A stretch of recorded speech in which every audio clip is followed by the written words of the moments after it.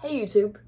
So I kind of wanted to discuss kind of the difference between using a cane and using a dog guide, and what skills remain the same and what skills remain different. First, let's discuss some of the same skills. Judging traffic. The dog is not the one making the decision to go. The dog will make the decision not to go, or if there's a silent car you can't hear, the dog's gonna be like, nope, I don't think that's a good idea, pal. We're not gonna do that, right? But the dog isn't going do. Okay, walk sign on, go. Yeah, that's not happening. The dog isn't saying, okay, there's your, parallel traffic, go. The dog's not analyzing the intersection, right? That's still all on you. You have to understand the traffic flow, the type of crossing, what kind of crossing you're going for. That's on you. You should be right a large majority of the time. Okay? Your dog is a backup. Your dog is not the decision maker. You're the brains of the operation. Memorizing routes. Your dog is definitely going to get excited, or might think they know where they're going, or they might indicate where they're, oh, yeah, this looks familiar, woohoo. That could give you some clues. But you can't just start out at home and go, Juno, take me to McDonald's. Juno, take me to Aunt Ruthie's house. Yeah, no, it's not how it works. You need to be able to know forward, left, right. You've got to have that skill. What will change, though, is landmarks. Maybe the type of floor you could feel like with your cane, you can't really feel with the bottoms of your feet. So maybe you're using, that your dog has to go around something and makes big turns. Maybe you're using an echoey kind of area.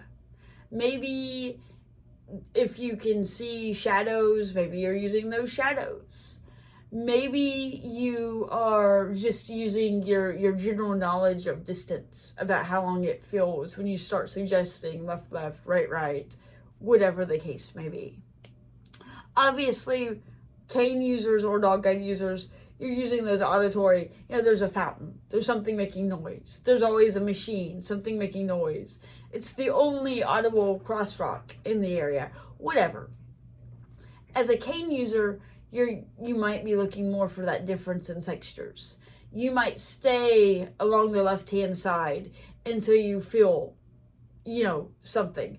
Be it a street jutting out to the left, be it maybe a weird curve in the sidewalk, be it, a metal plate that's always there. But it's something tactily you're kind of really counting on. Or if you're using 2-point touch, it might be the, different echoing sensations or whatever. There's a whole litany of things, just depending on where you happen to be, your personal skills, what you feel comfortable with. The other main difference is the cane is an obstacle detector. Your cane's gonna hit something, you're gonna say, oh shit, I'm not gonna go forward anymore, it's gonna hit something. It might give you more ideas about what you're hitting, right? How it sounds. You based on your location. Are you in the forest? Is it likely that you hit a tree? Or are you, on a city block and it's metal and you're close to the road and it's likely to be a parking meter, right? Your dog is an obstacle avoider. Your dog is just going to take you around stuff, and you're not always going to know what your dog is taking you around. Sometimes you're going to be like, we normally don't do that in this route. My dog normally works a lot more to the left. I have no clue why I was closer to the other side of the sidewalk. Yeah, there's good and bad. You don't maybe have as much information about the obstacles that you are avoiding, but at the same time, it's quicker, you're avoiding them, so does it really matter? Most of the time, not really. So it's a whole difference in traveling ethos. Which one is better?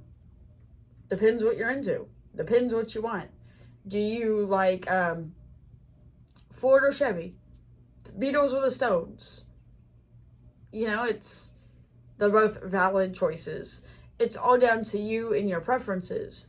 And you will see people who might be fantastic cane users, but should probably never pick up the harness of a guide dog.